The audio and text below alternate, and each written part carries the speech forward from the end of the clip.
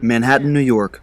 In November, people from Occupy Wall Street held a mock trial of Goldman Sachs, accusing it of financial crimes against the 99%. The journalist Chris Hedges read a compilation of the charges. Goldman Sachs, which received more subsidies and bailout-related funds than any other investment bank, because the Federal Reserve permitted it to become a bank holding company under its emergency situation, has used billions in taxpayer money to enrich itself and reward its top executives. It handed its senior employees a staggering $18 billion in 2009, $16 billion in 2010, and looks set to hand out $10 billion in mega bonuses in 2011.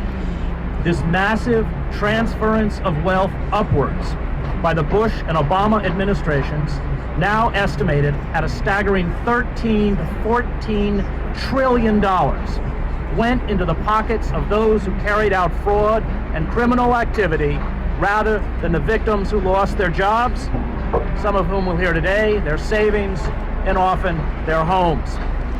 Goldman Sachs Commodities Index is the most heavily traded in the world.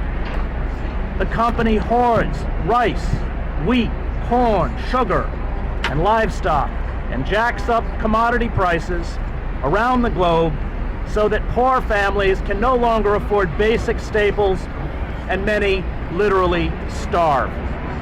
Goldman Sachs is able to carry out its malfeasance at home and in global markets because it has former officials filtered throughout the government and lavishly funds compliant politicians, including Barack Obama, who received $1 million from employees at Goldman Sachs in 2008 when he ran for president.